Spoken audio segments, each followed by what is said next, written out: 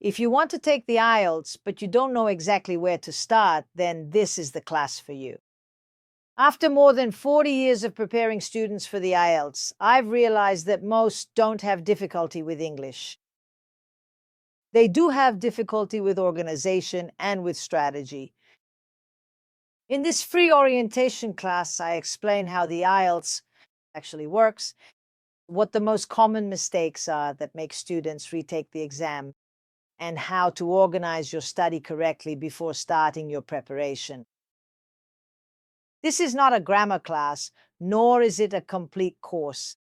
It's a class to bring clarity, avoid unnecessary mistakes, and help you choose the path that makes the most sense for your goal.